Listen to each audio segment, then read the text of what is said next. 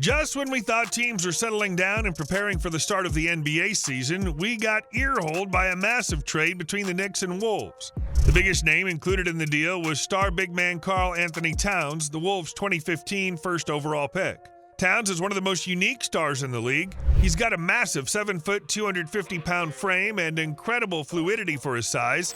Some people might not realize how historically good Towns is at shooting threes as a center. At age 28, Towns has nailed almost 2,500 three-pointers in his career and has drained them at a .398% accuracy. Those numbers make him more accurate from three than league legends like Dirk Nowitzki, Kevin Durant, and Larry Bird.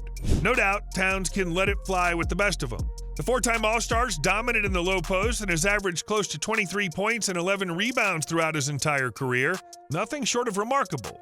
Yet, with all that being said, it's very well possible that the Wolves, who traded Towns away, actually are the more improved team after the trade. Sounds crazy, I know. But the Wolves got a pretty sick return and could mesh better as an entire group. First up, we have to mention Reid, who's the league's reigning 6th Man of the Year trophy winner. Reid's a 6'9" two-way beast that dominated his minutes for the Wolves last season. The team has him locked up to a team-friendly contract at age 24. Need to figure out how to maximize his abilities. And that just might not be in a bench role. Reid shot nearly as well as Towns did from three last season. It's unlikely that Reid becomes as efficient an offensive option in Minnesota as Towns was, but he's a better defender and has proved himself as a capable floor spacing threat. Nas brings a rare combination of size, skill, and toughness that makes him a matchup nightmare. You gotta think that Nas is gonna find his way into the starting lineup now. But the crazy thing is that the Wolves will have so much optionality in the front court that they still might not even take Nas out of his bench role. They brought in Julius Randle in the deal, a three-time All-Star who's also a forceful presence on the interior. Julius Randle was drafted out of Kentucky, just like Towns, but actually performed better than Towns did in March Madness. It took him some time to find his way in the NBA, but Randle's a legit All-Star who's averaged about 23 points, 10 rebounds, and 5 assists over his past 5 seasons with the Knicks. Just last year, he averaged about 24 points a game when healthy and was voted to the All-Star team. Health remains a concern surrounding Randle, who missed the playoffs last season, but when he's healthy, there's no doubt that he can dominate the floor. He's nowhere near the three-point shooter Towns is, but he's a superior athlete in our opinion. If both players are healthy, Towns and Randle aren't an even trade-off, but they aren't necessarily that far apart from one another either. And we've mentioned that Donte DiVincenzo was also sent to Minnesota in the deal. It's sort of sad that we never got to see the Villanova Knicks all play together. Jalen Brunson, Josh Hart, and DiVincenzo all had career seasons playing for the Knicks after winning the national championship together at Villanova. Then the Knicks went over the top and added Mikal Bridges, a fourth starter from that roster. The Knicks were already considered an Eastern Conference contender, but surprisingly sent DiVincenzo, who was a major contributor to their playoff run, to Minnesota in the deal.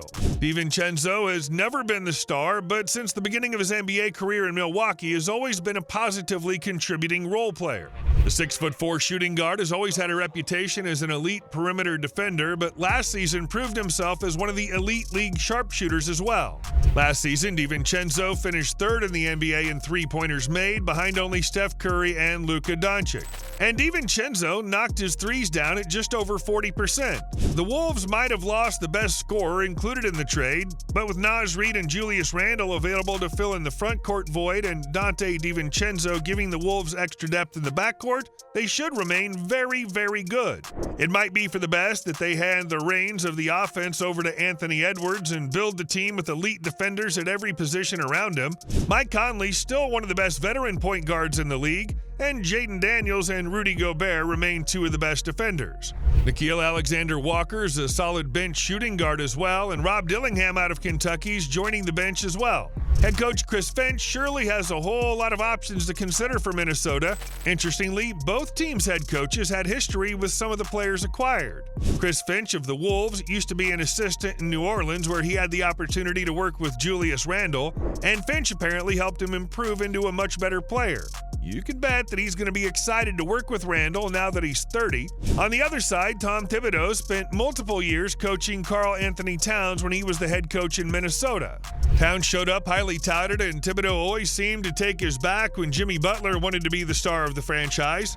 Clearly, Tibbs, who's much more known as a defensive coach, believes that Towns is the offensive star that the Knicks need to take their team over the top.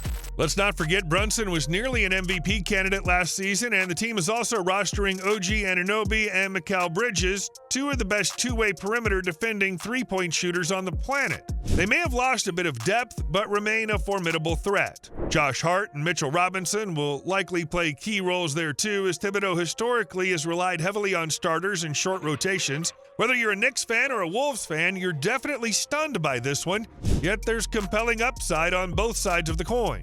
But we want to know what you guys think.